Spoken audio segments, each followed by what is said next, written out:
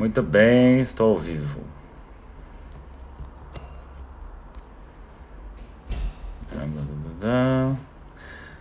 Olá, tá chegando o áudio aí já? Bom, tudo bom, tudo bom, tudo bom, tudo bom.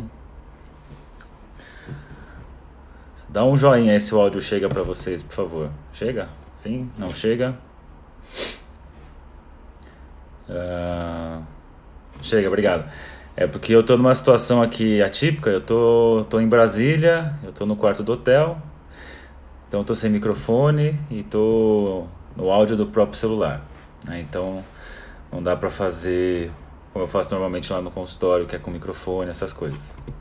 Mas acho que o áudio não vai ficar muito ruim não, porque tá bem silencioso aqui. Brasília é bem silencioso, na verdade, né? Chega esse horário, Brasília tá todo mundo quieto. O pessoal só teve uma festança aqui, né? Porque eu não sabia, mas o pessoal de Brasília é tudo flamenguista, né? E eu sei que tem um time aqui que é o Gama, mas ninguém torce pro Gama, as pessoas aqui torcem pro Flamengo. Então tá meio que uma festa aqui na cidade, porque parece que o Flamengo ganhou a Libertadores, sei lá, eu não sei, não, já foi a fase que eu gostei do futebol, então agora eu não sei. Então eu vou experimentar aqui, eu tô na conexão do hotel, tô pelo celular. Eu não sei se vai funcionar perfeitamente, mas vamos tentando, né? Vai ser aquele mesmo esquema, 50 minutos, e que é o tempo que o Instagram permite que eu fique aqui online. Depois tem que fazer uma hora, né? Depois tem que fazer outro vídeo.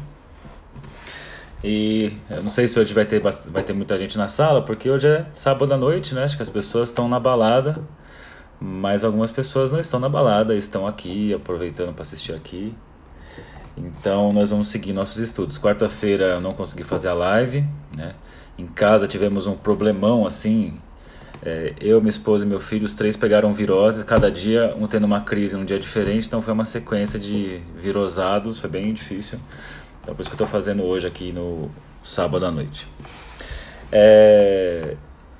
Bom, mesmo esquema, eu vou falando aqui o texto, eu vou deixar para responder as questões, né, se tiver.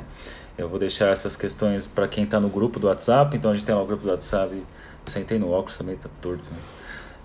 Tem lá o grupo do WhatsApp, o Deformação Lacaniana, tem o grupo A e o grupo B, e também tem no Telegram o Deformação Psicanalítica. Então eu deixo as perguntas para você fazer por lá, né? Então, obrigado. Ué, minha esposa falou, melhoras para sua esposa. Melhoramos, né? Então é melhor deixar as perguntas por lá, porque eu acho que dá para conversar. Geralmente quando acaba as lives dá para ter uns bate-papos bem legais assim, né? Para entrar no grupo é só você me mandar uma mensagem ou no WhatsApp, né? Falar, Saulo, aqui é fulano de tal, eu quero entrar no seu grupo de Lacan. Porque tem o de Winnicott também, você tem que me avisar se é Lacan ou Winnicott. Ou você vai no Telegram e manda mensagem lá, Saulo, me inclui no grupo. Aí eu mando o link para você, você clica, né? E participa, tá? Não vou conseguir fazer isso agora, você pode mandar agora, só quando finalizar a live que eu vou poder adicionar pessoas, né? E às vezes eu demoro para adicionar por conta das atividades todas aqui. Então, eu também estou aqui, eu estou em Brasília, eu esqueci de trazer o meu seminário 1, então eu vou ter que seguir aqui pelo meu PDF, então eu estou querendo vocês. Então quem está aqui assistindo, muito provavelmente já tem seu PDF, porque eu enviei nos grupos, né? Então a pessoa já tem o seminário 1, ou ela tem o PDF que eu enviei, ou que conseguiu baixar na internet, que ele é super fácil de baixar, né? Você consegue, sei lá, tem aquele Lacan em PDF, né? Que é um site super legal, que você acha tudo do Lacan, bem interessante. Então você encontra esse seminário 1 por lá. Bom, a gente já trabalhou aqui, nós fizemos 2 encontros, esse é o terceiro encontro do seminário 1. E o objetivo hoje é trabalhar o capítulo 2, né? Chamado Primeiras Intervenções sobre a Questão da Resistência. Então, eu vou seguindo aí. Então, quem tiver o livro pode abrir, pode ir na página, né? Na página que tem o capítulo 2. E vocês verão que, em comparação ao capítulo 1, ele é um capítulo mais curto. Capítulo mais curto porque você vai ter ali muitas intervenções que o Octave Manoni fará, e também outros aqui vão fazer exposições, e que você não tem descrito essas exposições, essas falas. Então, provavelmente, boa parte do seminário eram outras pessoas falando e Lacan só faz os comentários. Tem uma frase ou outra aqui que ele inclui. Então, vamos tentar entender, enfrentar um pouco do que tem aqui. Eu estou com essa voz aqui de radialista porque eu dei um curso, o Freud do Zero. Foram 3 horas ontem à noite de curso e hoje mais, acho que 8 horas seguidas. Então, a voz está cansada, está gasta. E é interessante que, curiosamente, muito do que eu vou comentar aqui foi assunto da aula de hoje, né, do Freud do Zero, aqui no Escola de Psicanálise de Brasília, né, Instituto Kalili também. Pessoal, muito gente fina aqui. Aliás, pessoal de Brasília é muito interessado em psicanálise, é muito interessante isso. O pessoal estava lá firme e forte na aula Freud do Zero, tinha 96 pessoas, fiquei bastante feliz por isso.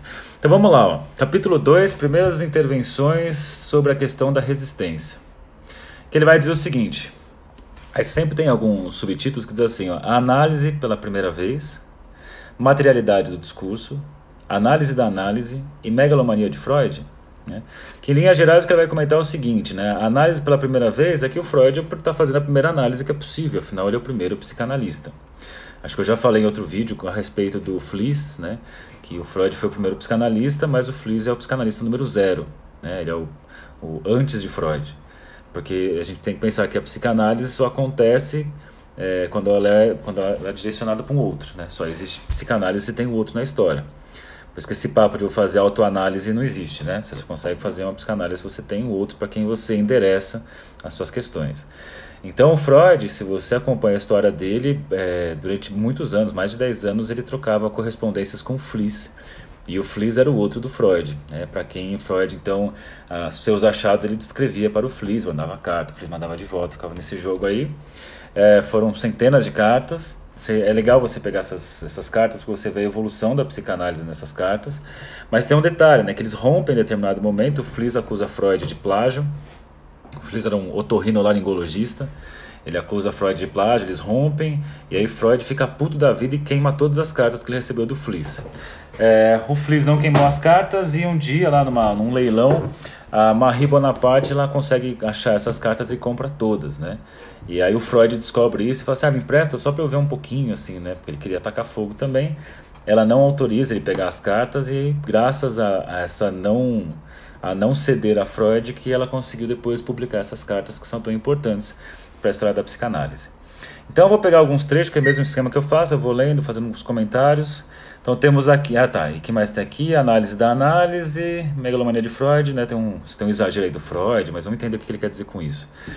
Após a exposição de O Manoni, Octave Manoni, marido da Maud Manoni, são dois autores muito legais de você conhecer. A Manoni, a Maud é mais famosa, talvez porque ela tem um trabalho consistente assim, e muito original de atendimento com crianças.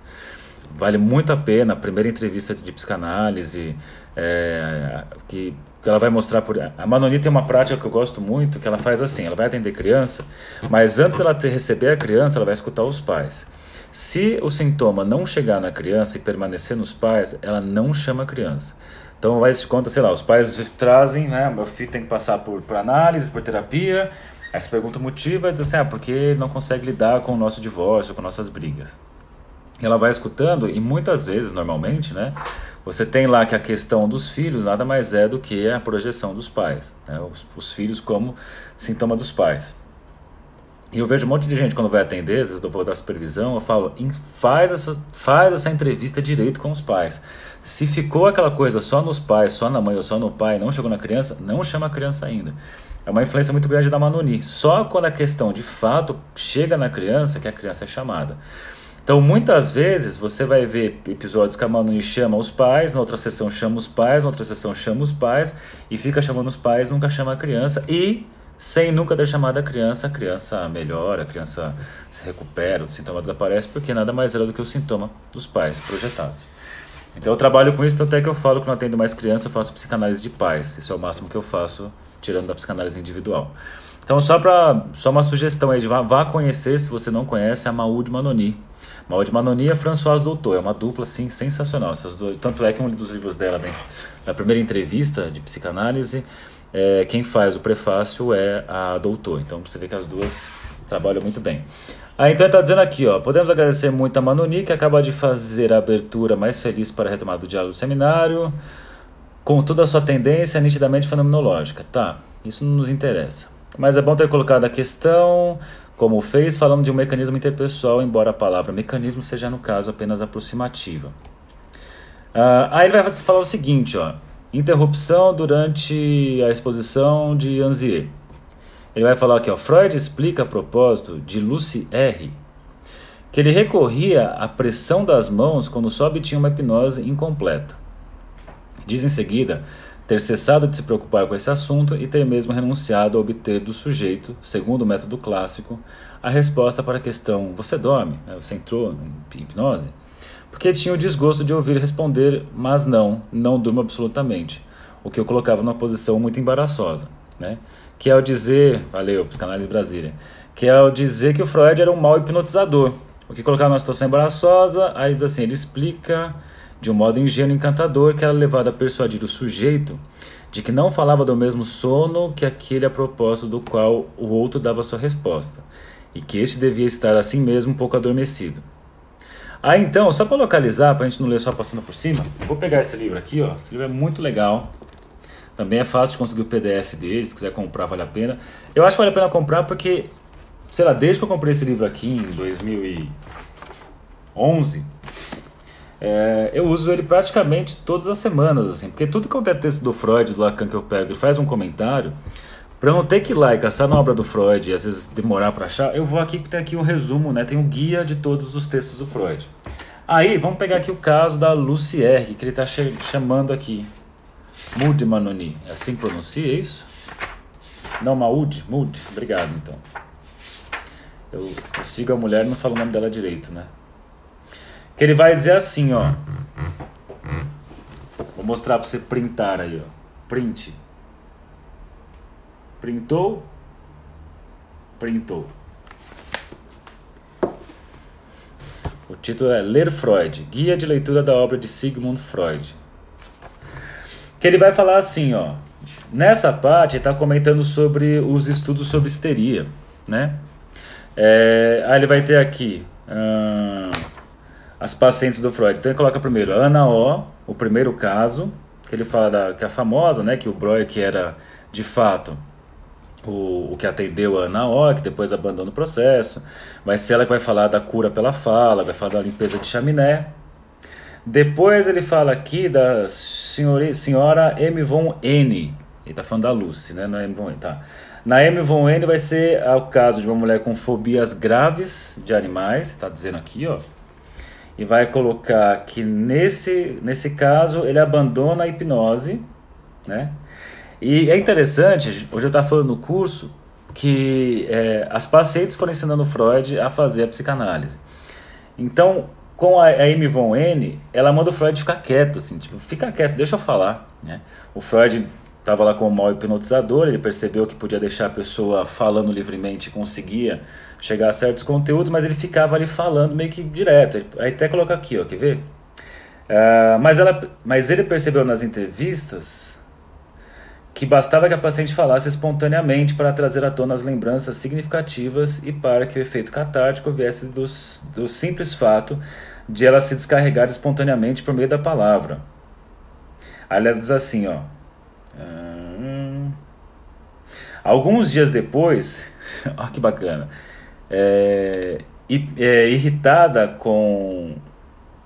Alguns dias depois, irritada com as perguntas de Freud, a paciente lhe pediu que não a interrogasse sem parar e que a deixasse de contar o que ela tinha a dizer. É bacana isso. Então, quem fala para o Freud ficar quieto e deixar a pessoa falar é uma paciente, não foi o Freud que chegou nisso. E aí você chega aqui, ó, na Miss Lucy R, que deve ser essa daqui que ele coloca como a Lucy R, é verdade. Que ele põe, ó, em dezembro de 1892... Freud tratou por 9 semanas de uma jovem governanta inglesa que sofria de uma perda de odor e de alucinações olfativas e que era perseguida por cheiro de queimado e por distúrbios considerados sintomas histéricos. Depois de ter tentado em vão utilizar a hipnose com ela, Freud desistiu e passou a aplicar o chamado método de associação livre, ajudando às vezes com uma leve pressão na testa da paciente com a mão, quando as lembranças demoravam a surgir. Então, quando a lembrança não vinha, ele vai lá e bota a mão na testa da pessoa e pressiona a testa da pessoa assim, você precisa se lembrar.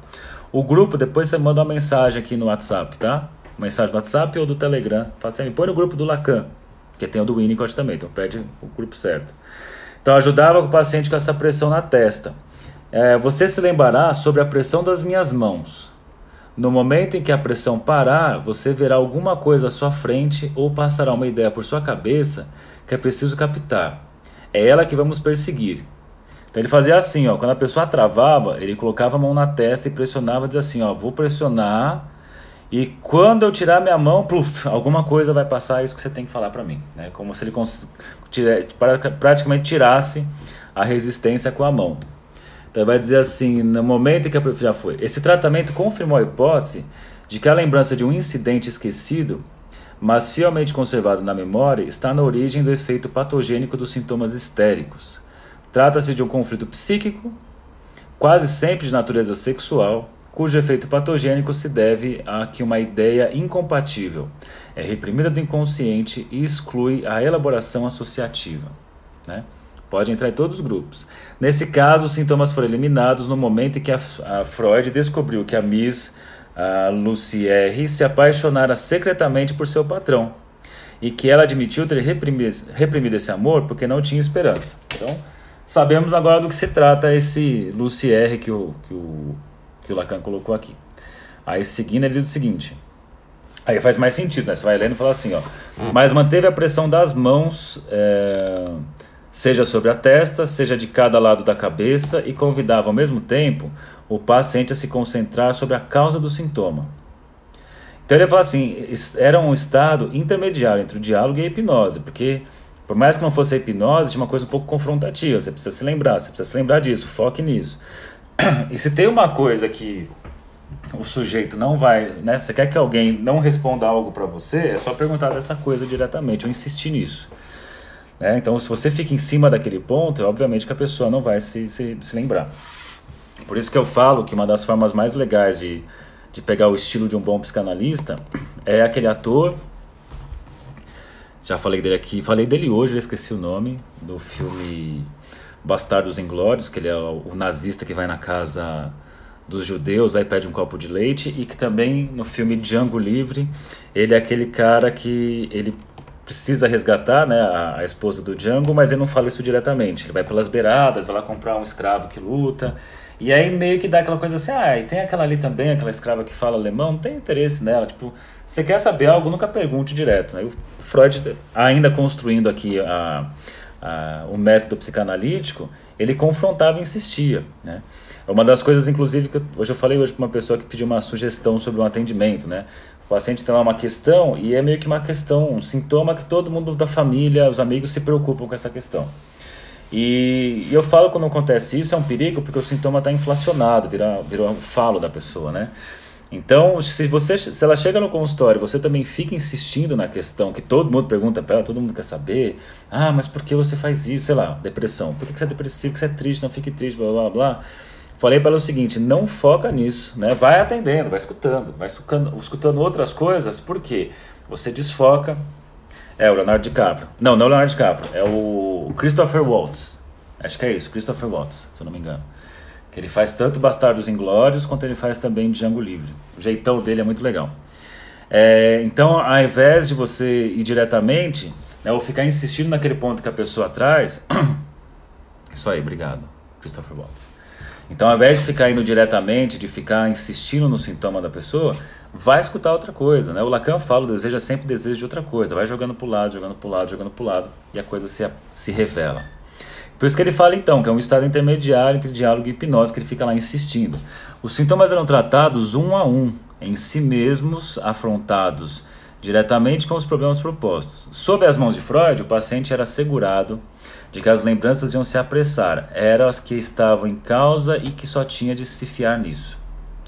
E Freud acrescentava o detalhe de que seria no momento que levantasse sua mão, mímica do levantamento da barreira, então vou levantar a barreira e agora vai passar, né, que o paciente se tornaria perfeitamente consciente e só teria de tomar o que se apresentasse ao seu espírito para estar certo de segurar o bom fio da meada.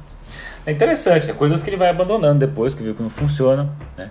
Até estava lendo uma reportagem hoje sobre o museu das coisas que deram errado assim, na história. Bem interessante, e tem aí as coisas que Freud fazia que deram errado, não serviram para nada, mas faz parte da construção da história.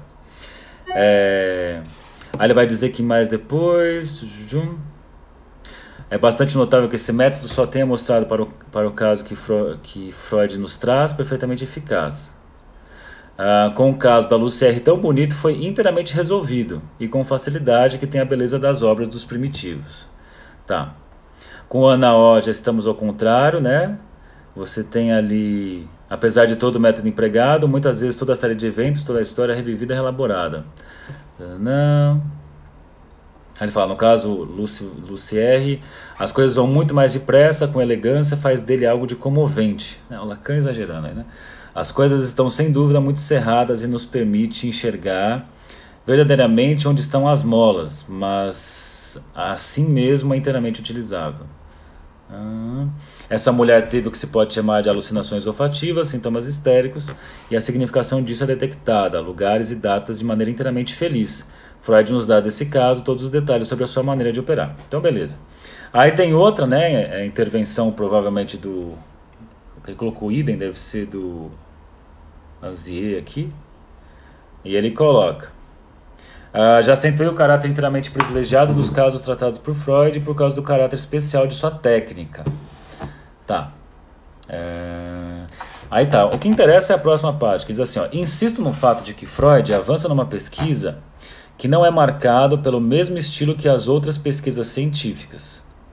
O seu domínio é o da verdade do sujeito. Então você que está assistindo, estudando, começa a buscar o que é a tal da verdade do sujeito, né? Que é disso que se trata na análise. A pesquisa da verdade não é inteiramente redutível à pesquisa objetiva, e mesmo objetivante, do método científico comum. Trata-se da realização da verdade do sujeito, como da dimensão própria que deve ser destacada na sua originalidade em relação à noção mesma da realidade. Acentuei isso em todas as aulas deste ano. Então fica aí a nossa pergunta: o que é a verdade do sujeito, né? Vou deixar então para vocês começarem a procurar, trazer umas ideias lá no grupo ou no próxima live, ou quando Lacan for mostrar aqui o que ele quer dizer com isso. Freud estava engajado na pesquisa de uma verdade que lhe concernia totalmente até na sua pessoa, portanto também na sua presença diante do doente, na sua atividade, digamos, de terapeuta, ainda que o termo terapeuta seja inteiramente insuficiente para qualificar a sua atitude. No dizer do próprio Freud, esse interesse deu às suas relações com seus doentes um caráter absolutamente singular. Aí diz assim: certamente a análise como ciência é sempre uma ciência do particular, né? Então, por isso que uma das coisas que o Freud vai dizer assim, que cada psicanálise, cada novo paciente é uma nova psicanálise, né? Um novo processo psicanalítico. É um dos motivos, por exemplo, pelo qual você não encontra muito trabalho assim descrevendo casos clínicos em psicanálise, né? Porque não dá para você simplesmente pegar um caso e transportar para uma outra coisa e usar exatamente assim. É claro que se você pega um caso, você pode se inspirar em algumas coisas, mas o que vai acontecer em cada análise é completamente única. Então é interessante que porque normalmente a gente pensa assim, né? Você tem uma ciência, você então consegue chegar numa verdade com relação a determinado assunto, determinado teorema, determinada construção, e que isso pode ser aplicado no universal. E quando você fala da psicanálise, é uma ciência, mas é uma ciência do particular, né? Você tem até as suposições universais da estruturação do inconsciente, como estruturado como linguagem, mas cada paciente vai apresentar coisas de uma forma completamente diferente.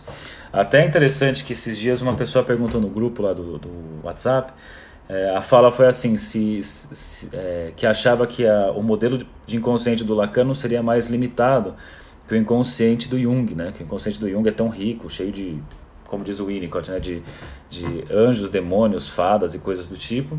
E eu não acho isso, né? Porque como o inconsciente é estruturado como uma linguagem e o sujeito ele é meio que produto dessa linguagem, então a coisa está sempre se transformando à medida que novos significantes entram. Então eu acho que é muito difícil você encerrar o inconsciente numa coisa simples, né? Na concepção do Lacan. Então eu não concordei com ele. Aí ele diz mais embaixo, né? A realização de uma análise é sempre um caso singular. mesmo que esses casos singulares se prestem, não obstante, alguma generalidade, desde que há mais de um analista. A experiência analítica com Freud representa a singularidade levada ao seu extremo, pelo fato de que começava a construir e a verificar a própria análise. Não podemos apagar o fato de que era a primeira vez que se fazia uma análise. Pois é, como é que o Freud ia saber como faz a análise se ele está sendo o primeiro analista da história com o negócio que ele inventou? Ou o Breuer inventou, o Freud inventou. Então aqui, né, o método sem dúvida se deduz disso, mas só é método para os outros. Então o método psicanalítico, ele só pode ser considerado para os outros porque já teve um que experimentou e depois, então assim, estou agora usando o método freudiano. Não dá para dizer que o Freud usava o método freudiano porque ele estava criando e experimentando. Por isso que é um pouco de sacanagem, assim, sempre aparece uma galera aí para atacar o Freud. Ah, o Freud fazia isso, errou naquilo, errou não sei outra. O Freud era um cara extremamente corajoso, né? Que ele foi experimentando, ele foi enfrentando as coisas, né? Não ficou simplesmente com medo, com receio. E o pessoal às vezes comenta que Freud não volta atrás, que ele falou umas besteiras, não sei o quê. Cara, eu já cansei assim de ver textos que o Freud diz assim, eu estava errado no ponto tal, agora estou mostrando tal coisa. Né? Você pega aqui nesse texto, aliás, você quer aprender a clínica freudiana? Leia esse livro. É só ler esse livro aqui, ó. O que é a clínica de Freud? É esse livro. Ele faz um resumão da teoria do Freud e depois lá no final ele fala assim, como é que você faz na prática? Ele fala assim, ó, uma parte, quer ver, ó? Não vai dar tempo de eu achar aqui. Mas ele fala assim, ó, um dia talvez tudo isso que eu estou propondo seja substituído pela... Quer ver? Não, vou ter que achar aqui, né? É o capítulo 6 da parte 2 que vai dizer assim, ó. O futuro talvez nos ensine a influenciar diretamente com substâncias químicas especiais as quantidades de energia e suas distribuições no aparelho psíquico. Né? O Freud está dizendo isso. Né? Não um cara, às vezes fala que ele é engessado, que ele fica fechado numa certa forma de pensar. Eu não concordo, não. Né? O cara inventou um negócio, chega um monte de gente que começa a dar palpite e está tentando segurar um pouco, né, o desenvolvimento daquilo que ele está propondo. Então ele é um cara que ele revisa o que ele fala. Né? Exato, o caso Dora, ele passa 20 anos revendo o caso. Ele reconhece, assim que dá errado o caso Dora... Ele fala disso, né? Eu me enganei ali, né? Falei, não percebi tal coisa. Então o Freud tem essa característica que eu gosto muito, né? Ele também publica os casos que deram errado. E tem várias pessoas que só publicam os casos que deram certo. Muito bem, então Freud não aplicava um método. Se negligenciássemos o caráter único e inaugural do seu procedimento, cometeríamos uma falta grave. Certo? Então, Freud não seguiu o método psicanalítico. Esse aqui, ó, Compêndio da Psicanálise. É o último livro do Freud. Diz a lenda que ele morreu antes de finalizar, né? Antes de finalizar esse livro ele morreu, mas assim, me parece que o livro é completo. Acho que já estava pronto, sim. Faltava, acho que o ponto final, ele morreu antes de pôr o ponto final. Então aqui, ó, a análise é uma experiência do particular. Pois é. Por isso que é tão difícil assim, né? Você não acha aquelas coisas universais. Eu acho que esse é um ponto que eu já falei em grupos de estudos. Quando você pega um DSM da vida, Manual Diagnóstico Estatístico, o que você faz ali é pegar aquilo que há de único numa pessoa e você universaliza, que é a tendência, né, que a medicina faz. Então você chega lá com uma coisa que você acha que você está morrendo, que você é a única pessoa do mundo que tem aquilo. Por exemplo, estávamos eu e minha família morrendo de virose. Chegamos no hospital e quando a pessoa fala assim, isso é uma virose, putz, dá um alívio, universalizou, é uma coisa rara que eu estou tendo e vou morrer por conta disso. E da mesma forma, assim, a pessoa chega no consultório trazendo suas questões, sofrimentos psíquicos, né? E você tem no modelo de DSM uma universalização, de encaixar a pessoa dentro de um transtorno. Ah, tá, então eu sou assim porque eu tenho um transtorno borderline, eu sou assim porque eu tenho um transtorno esquizoide, essas coisas. Mas uma pessoa com transtorno esquizoide dificilmente vai buscar uma experiência assim, né? Sem ser mandado por alguém. Mas enfim, então quando você fala da psicanálise, não vai para o universal, vai para o particular. Por isso que a pessoa dizer assim, eu sou depressivo, né? Eu sou uma pessoa depressiva, eu sou uma pessoa melancólica, eu sou uma pessoa, tenho um maníaco, né? A nossa pergunta é quase assim, tá? E como é que é você com essa, como é que é a sua depressão? Como é que você conta da sua depressão, a sua experiência de depressão?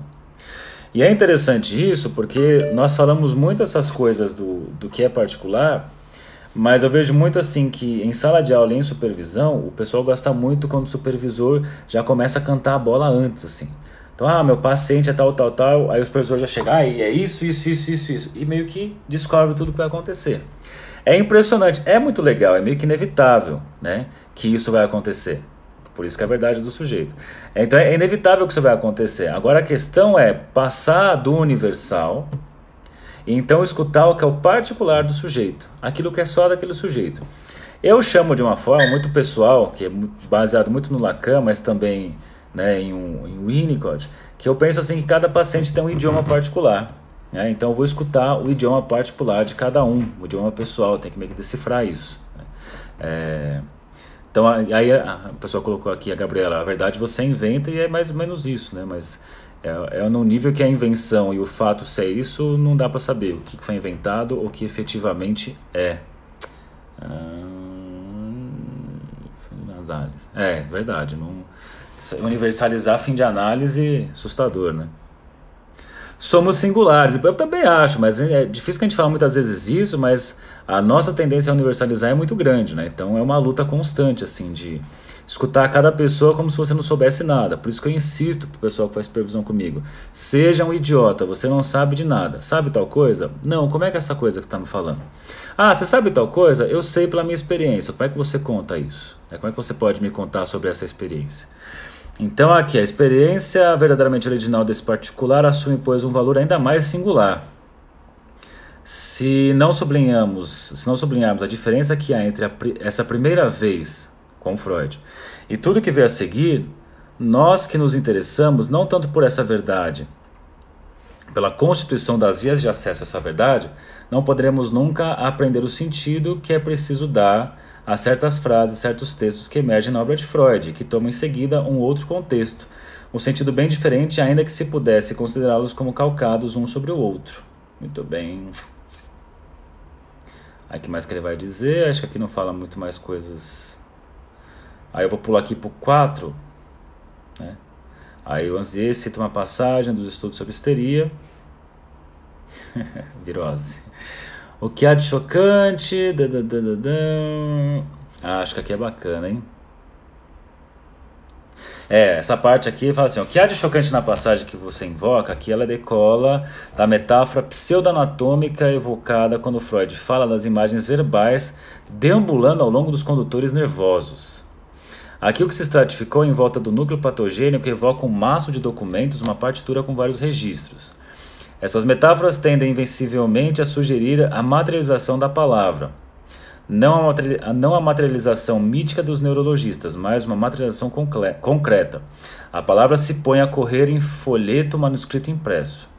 A metáfora da página branca do palimpsesto, por sua vez, também aparece. Veio desde então a pena da mais de um analista. Tá, vamos ver aqui. Aqui se apresenta a noção de vários estratos longitudinais, quer dizer, de vários fios de um discurso. Imaginamos-los no texto que os materializa sob a forma de feixes literalmente concretos. Há uma corrente de palavras paralelas e estas se alargam num certo momento para envolver esse famoso núcleo patogênico, que também ele é uma história afastando-se dele para incluí-lo e se encontra um pouco mais longe. Por enquanto não tirei nada aqui. O fenômeno da resistência, aí vamos, né? Está situado exatamente aí. Há dois sentidos, um longitudinal e um sentido radial. Então você tem que buscar aí no seu Google, coloca aí longitudinal e radial, vai ver do que ele está falando aí. Né? O radial tem o sentido de raio, o longitudinal tem outro sentido de comprido. Assim. A resistência se exerce no sentido radial, quando queremos nos aproximar dos fios que estão no centro do feixe. Eu acho que você tem ali um feixe longitudinal, e aí dentro, eu pensei como se fosse um macarrão, assim, né? E você tem lá dentro esse feixe que vai ao centro. Ela é a consequência da tentativa de passar dos registros exteriores para o centro. Uma força de repulsão positiva se exerce a partir do núcleo recalcado. E quando nos esforçamos para atingir os fios do discurso que estão mais próximos dele, experimentamos resistência. Freud chega mesmo a descrever, não nos estudos sobre histeria, mas num texto ulterior publicado sob o título Metapsicologia. Aí sim, acho que fica fácil de entender nesse ponto, que a força da resistência é inversamente proporcional à distância em que nos encontramos no núcleo recalcado. Então, quanto mais eu me aproximo do núcleo do recalcado, maior vai ser a resistência, não é isso? Então, se eu me aproximo, se eu tenho menos distância, maior a resistência. Mais distância, menor resistência. É isso que ele está dizendo? Então, claro, se a pessoa está se aproximando do núcleo, ela começa então a resistir cada vez mais. Aí, nesse texto aqui, ó, que eu estava falando para vocês, o Freud vai falar da prática, né, da psicanálise. E é bem interessante que uma hora ele comenta assim, que você tem a primeira fase da análise, né, que o analista faz uma aliança com o ego do paciente, o ego está frágil, débil, porque ele está no conflito de forças do id e o superego. Aí o analista vem com seu ego forte, saudável, e faz uma aliança com o ego do paciente. E essa aliança está ancorada, né, amparada, melhor dizendo, na realidade externa. Então, meio que o analista tem um ego saudável, porque fez análise, então ele consegue então se apoiar na realidade externa. Então ele tem essa primeira fase, ele fala, então o paciente ele vai topar, falar tudo que vier à cabeça para o psicanalista, para que ele possa então conseguir fortalecer o ego do paciente. Mas ele diz, o paciente não vai falar isso de bom grado, se vou falar porque você simplesmente quer que eu fale. Aí ele vai dizer, o paciente só vai falar tudo isso, né, se o paciente estabelecer uma transferência com o analista, ou seja, atualizar figuras do passado na figura do analista. Ele vai dizer, então essa atualização de figuras do passado, tá, assim que Freud está falando, tá? Não estou inventando aqui, estava dando essa aula hoje à tarde. Então Freud vai dizer aqui, né, ó, então essa transferência tem uma repetição de figuras do passado e vai dizer, você vai ter tanto a repetição do amor, assim como a repetição do ódio. As figuras que o sujeito atualiza, você nutre por elas tanto amor quanto ódio, que ele vai chamar de transferência positiva e negativa. E vai dizer também que, uma vez que isso acontece, como o analista está no lugar dessa figura de autoridade substituta, que atualiza na transferência, ele vai dizer também que o psicanalista tem a chance de abrandar o superego do paciente. Então, o superego rígido ele pode ser abrandado, pode ser meio que amortecido ou flexibilizado pela influência do psicanalista. Então, você pega uma pessoa super travada, super rígida, né, com figura de autoridade, pode ser que numa experiência com o analista, por ele ser uma figura de autoridade, que é uma repetição, possa então fazer um trabalho de flexibilização do superego do sujeito, né?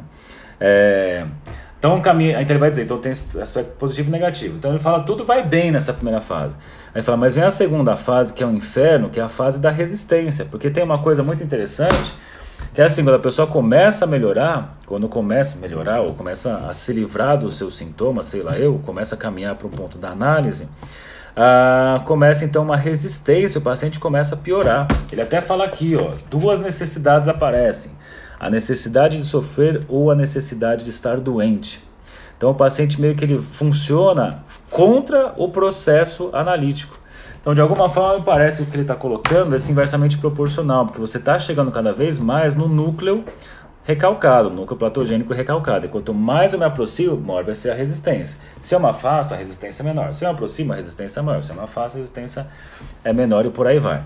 Então, por isso que a técnica lá de você chegar mirando no ponto e falar logo disso, não é uma boa técnica. O próprio Freud, historicamente, ele é direto ao ponto. E percebe que o paciente levanta a resistência rapidinho. Inclusive, ele fala aqui, ó, nós nunca comunicamos o que nós escutamos ou pensamos logo de cara. Né? Por mais que você saque uma coisa, guarda para você, né? Você como psicanalista, psicólogo, estudante, é muito fácil você escutar uma pessoa e chegar numa sacada, mas é uma sacada universal, tome cuidado.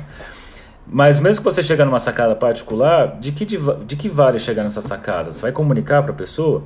Então você tem que guardar um pouco isso, guardar um certo tempo, meio que mais ou menos assim Freud fala.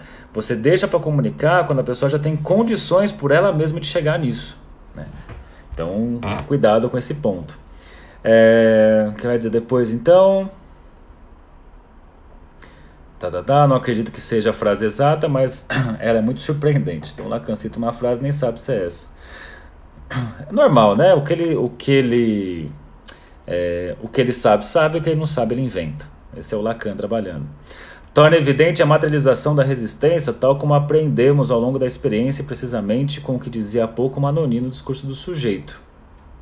Para saber onde isso se passa, onde está o suporte material biológico, Freud toma, sem mais, o discurso como uma realidade enquanto tal, uma realidade que está lá, maço, feixe de provas que diz também, feixe de discursos justapostos que recobrem uns aos outros, se seguem formam uma dimensão, uma espessura, um dossiê. Aí diz mais embaixo aqui, Freud não dispunha ainda da noção do suporte material da palavra, isolado como tal. É interessante aqui, é óbvio que o Lacan está fazendo uma leitura e está se aproximando muito do conceito de significante e significado, né, mais próximo da linguística, que ele fala, o Freud não chegou a tempo de ser influenciado pelo Saussure, né, de pegar o que o Saussure propunha, que vai ser daí que ele vai tirar isso, né, depois do Jacobson. Então, faltava para Freud ainda a ideia da linguística, e aí o Lacan fala, a gente consegue pensar nisso porque já tem um elemento da linguística. O Freud está um pouco se embananando porque falta essa ideia. Então aqui, se bananando não no mau sentido, ele está tentando falar de coisas que ainda não tem uma palavra que defina, não tem uma ideia que já esteja pronta, ele está construindo uma ideia do zero, muito mais difícil. Então ele põe, Freud não dispunha ainda da noção de suporte material da palavra, isolado como tal, né?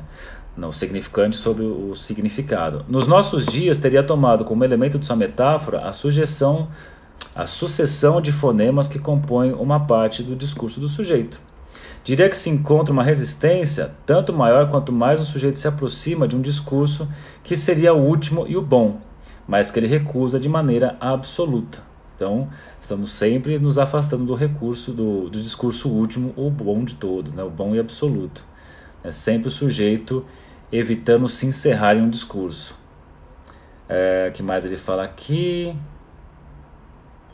Ele faz umas perguntas que são bem legais, né? Pra gente, né, como é um grupo de estudos que vai durar uns 2 anos pela frente, 2, 3 anos, faz umas perguntas boas. No esforço da síntese que vocês fazem, o que talvez não seja posto em relevo é uma questão em que, tratando-se da resistência, está, entretanto, em primeiro plano a questão das relações do inconsciente e do consciente.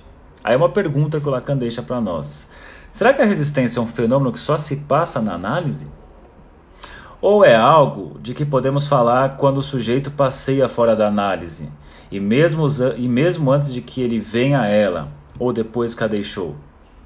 Será que a resistência continua a ter o seu sentido fora da análise? Pois é, são perguntas aí para ele deixa em suspenso. Aí ele fala aqui da noção de resistência, Aí ele vai dizer assim, bem bacana. Há um texto sobre resistência que está na análise dos sonhos, ao qual vocês não se referiram nenhum nem outro, e que dá, entretanto, assunção a alguns dos problemas que ambos se colocaram. Porque nele, Freud se interroga sobre o caráter da inacessibilidade do inconsciente. As noções de resistência são extremamente antigas. Então, você pega lá a interpretação dos sonhos, a resistência já aparece lá desde o começo. E mesmo no estudo sobre histeria já está lá, né? Desde a origem, desde as primeiras pesquisas de Freud, a resistência está ligada à noção de ego. Lembrando que no capítulo 1 ele já falou que o que atrapalha a compreensão, ou melhor, o que atrapalha a análise é justamente essa ideia da consciência, do ego consciente, do ego que compreende. Isso atrapalha o processo analítico, né? Por isso que muitas vezes, como provocação, nós falamos que uma das piores profissões assim, que você sugeriria para alguém fazer formação em psicanálise, uma formação prévia, seria do psicólogo, né? O psicólogo vai meio que no lado oposto do que a psicanálise propõe, né? A questão do ego, mas se não seja psicanalista, mas a noção da consciência é meio que central assim, para várias abordagens da psicologia, a compreensão, né? Compreendo você, a empatia, e para a psicanálise é o oposto, né? Como você está falando da experiência particular, eu não te compreendo porque eu não faço ideia do que você está passando. Isso é particular, como é que eu posso dizer que eu entendo você, eu compreendo você? Posso dizer assim, eu escuto você, mas não que eu consiga entender o que você está me falando. Então, o que eu escuto de você, estou entendendo isso, mas não significa que se trate disso. Aí ele fala, mas quando lemos no texto dos estudos, certas frases surpreendentes onde se trata não somente do ego como tal, mas do ego como representando a massa ideacional, apercebemos-nos de que a noção de ego já deixa pressentir em Freud todos os problemas que ele nos põe agora. Diria que quase que é uma noção de efeito retroativo.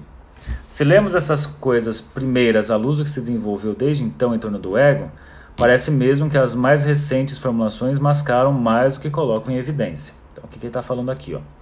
Vocês não podem deixar de ver nessa fórmula a massa ideacional, algo que se avizinha singularmente da forma que pude lhes dar, isto é, que é a contratransferência, nada mais é do que a função do ego do analista. o que chamei a soma dos preconceitos do analista. Lembrando que o Lacan é um ferrenho contrário, né, à questão da contratransferência. Esse seminário dos escritos técnicos está questionando várias coisas, principalmente a ideia da contratransferência dos psicanalistas, e está dizendo aqui, ó, a contratransferência nada mais é que a soma dos preconceitos do analista. Então esse papo assim de responder desse lugar de contratransferência, o Lacan é completamente contrário. Ele vai dizer que é uma resistência, na verdade, nossa. Do mesmo modo, encontramos no paciente toda uma organização de certezas, de crenças, de coordenadas, das referências que constituem, para falar propriamente, o que Freud chamava, desde a origem, um sistema ideacional, e que podemos, de maneira abreviada, chamar aqui o sistema. Tá. Então está difícil, Lacan, ajude-nos. Aí ele fala assim, então será que a resistência vem unicamente daí? Né, o que é a resistência que ele está dizendo? A resistência, você tem essa massa ideacional que forma o ego, então ele coloca, será que a resistência vem unicamente daí? Quando, no limite desse domínio da palavra, que é justamente a massa ideacional do eu, representava para vocês a soma do silêncio, após o qual uma outra palavra reaparece, aquela que se trata da reconquistar no inconsciente, por ser a parte do sujeito separada da sua história, estará aí a sua resistência? Nossa, não entendi nada, vamos de novo. Será que a resistência vem unicamente daí? Da massa ideacional do ego? Aí ele responde, quando no limite desse domínio da palavra, que é justamente a massa ideacional do eu, representada para vocês a soma do silêncio, após o qual uma outra palavra reaparece, tá? Aquela que se trata de reconquistar no inconsciente, então você tem lá no limite desse domínio da palavra, dessa massa ideacional. Aí eu tenho lá a soma do silêncio, então acho que eu tenho um buraco aqui, uma lacuna. E essa lacuna existe até aparecer a próxima palavra. E nessa lacuna está a nossa tentativa de conquista do inconsciente, trazer então para essa superfície. Por ser a parte do sujeito separada da sua história, então a história do sujeito, né, essas várias palavras articuladas, e no buraco isso que falta, aí vai dizer aqui, está esse lugar da conquista do inconsciente.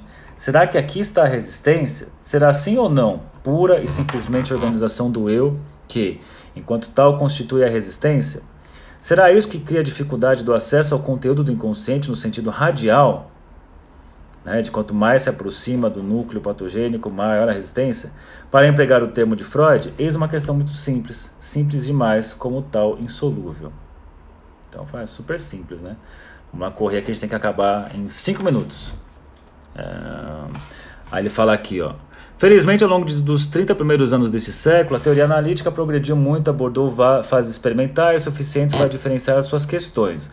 Como vocês veem, somos levados a isso a propósito de que lhes disse seria o modelo da nossa pesquisa. Temos de afirmar que a evolução, os avatares da experiência analítica nos informam sobre a própria natureza dessa experiência, na medida em que é também uma experiência humana, mascarada para si mesma. A esse se aplica a própria análise, o esquema que ela nos ensinou. Finalmente, não seria ela um desvio para aceder ao inconsciente? É também levar ao segundo grau o problema que nos é colocado pela neurose. Aqui só faço reafirmá-lo, vocês verão isso, se demonstrar ao mesmo tempo o que é o nosso exame. Aí, depois de tudo isso, ele fala o seguinte: o que é que eu quero?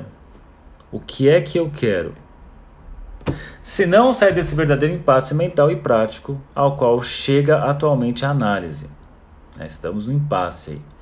Vocês veem que vou longe na formulação do que digo.